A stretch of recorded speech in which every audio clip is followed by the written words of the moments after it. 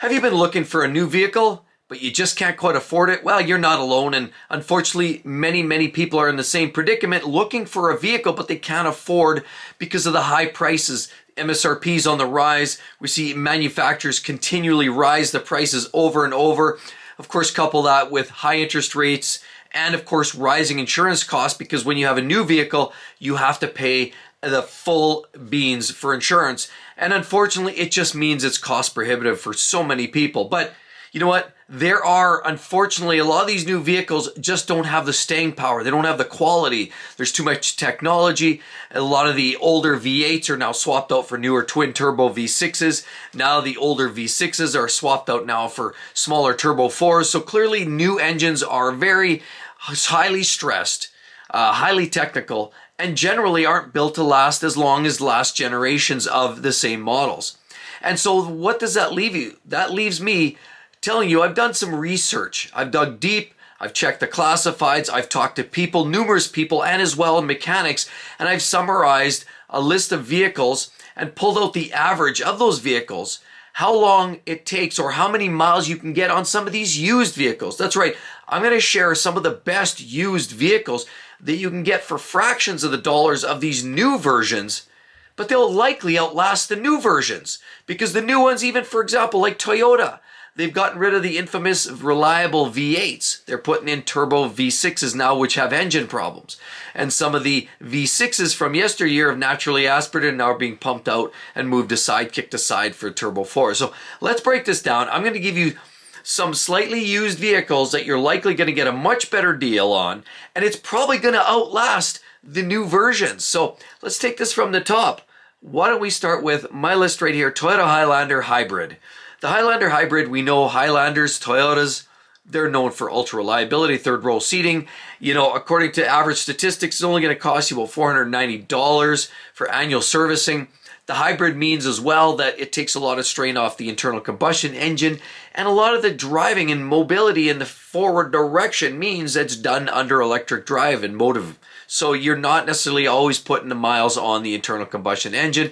And let's face it, Toyota knows how to build a reliable vehicle. Even their CVT transmissions that are usually tied to the hybrid versions are often one of the most reliable. That's the eCVT. And so Toyota knows how to build a reliable hybrid, a reliable CVT transmission, and generally their vehicles are durable. So the first vehicle is the Toyota Highlander Hybrid at 244,294 miles. So you can expect almost 250,000 miles on average that you can anticipate. So those cars will run forever. Don't bother with the new ones. Get yourself a used one. Even though they do command a significant dollars on the used car market, you know, get out of that sweet spot of 2 or 3 years and start pushing yourself out to the 4, 5, 6 year time frame, and you can get a relatively low mileage, reasonably maintained vehicle that's going to last you a long time. So let's take this again. Move on. The next one I found was another Toyota. This time we're talking about a car, the Avalon, 245,000 miles, 245,700 miles on average. So 245,000, almost 250,000 miles you can get on the Toyota Avalon. We know the Avalon is basically a bigger, beefier Camry, and everybody knows Camrys come with a certain inherent reliability. Now, things are changing. And that's what I mean. Some of the new Camrys now come with hybrid drive, and as a matter of fact, all hybrid, completely hybrid. You can't get a pure ICE, and that's why the outgoing models with the naturally aspirated 2.5, 4-cylinder, or the 3.5 liter V6 were their sweet spot. For example, in the XLEs or some of their premium models or XLSs, you could get those old naturally aspirated engines for Toyota were true workhorses, and they would last forever. So in 2022 is probably the newest you're going to find of the Avalons, but keep on looking and you're probably going to find yourself a car that is going to last a long time. Probably better than buying a new version of any of those. Another one, I've got a couple of people, a couple of friends that have one of these vehicles. Now the only thing I'll add, there's a bit of a caveat. The latest and greatest, we know Honda is now creating a lot of these 1.5 liter turbo 4s, oil fuel dilution issues. Now, fortunately in this model, because it's sort of more of a pickup truck, they don't put that engine in there.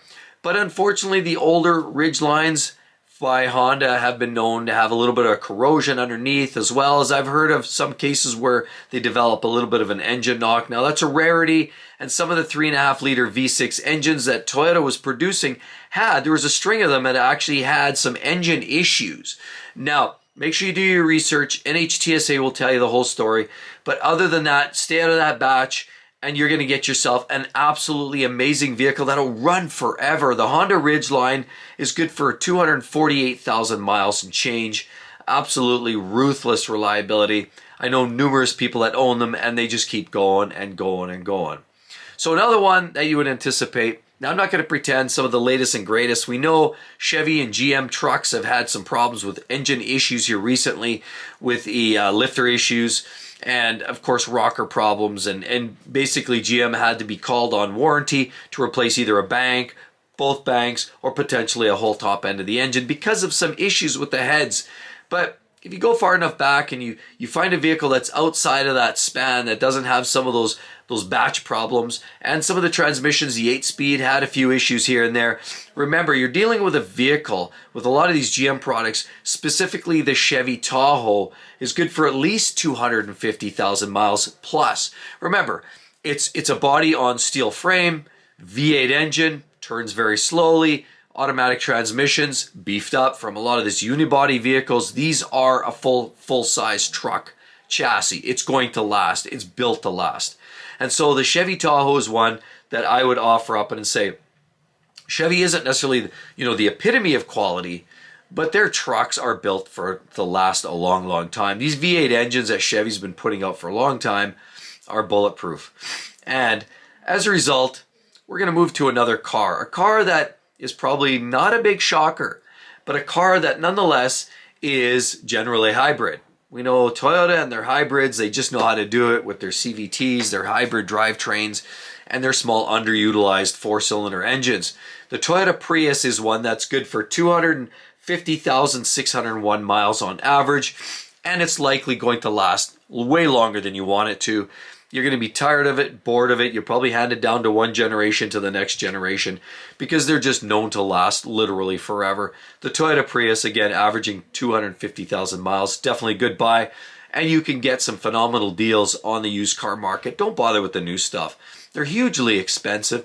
Take a look at some of these used models first, and they'll probably outlast the new stuff. Another one is a GMC Yukon XL. Now, I've already commented on this in previous videos about the XL being extremely long. It's almost like setting up a gymnasium in the back. It's so huge. You could make a big party tent back there. I mean, all jokes aside, it is ginormous, but it can tow a lot of weight. Your boat, your trailer.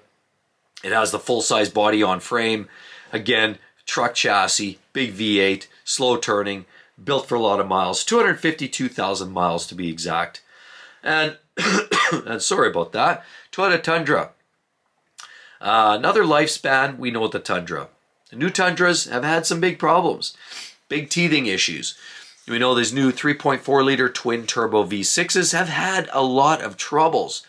As a matter of fact, almost 102,000 claims between the Toyota Tundra and the Lexus LX600, which is using the same drivetrain, and unfortunately now the GX550 also utilizes that engine. New Toyota Sequoia. A lot of engines by Toyota and Lexus are starting to use that new 3.4, and it is chocked with issues. Teething problems, reliability issues.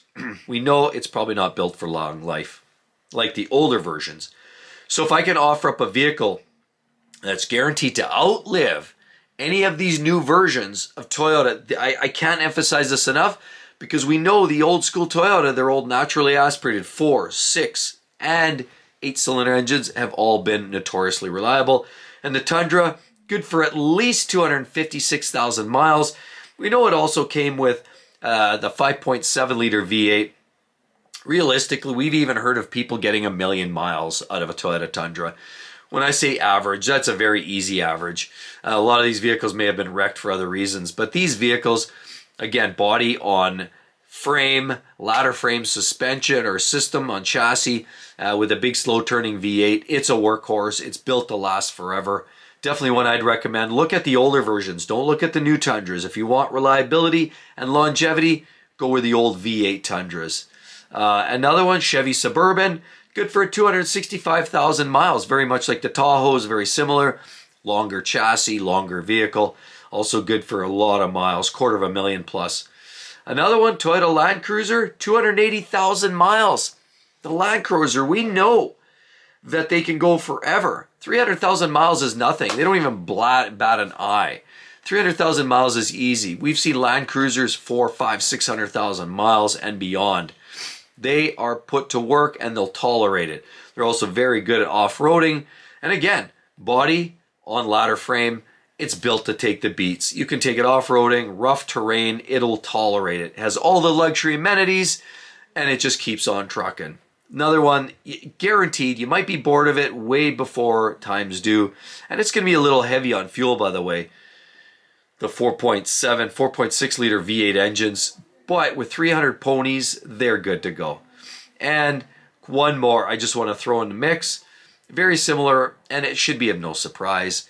These ones are good for about 297,000 miles. And again, a little bit of minor maintenance. You'll be putting tires on brakes on brakes. You'll be doing lots of maintenance over the years, but the engine will keep on going. The transmission will keep on going.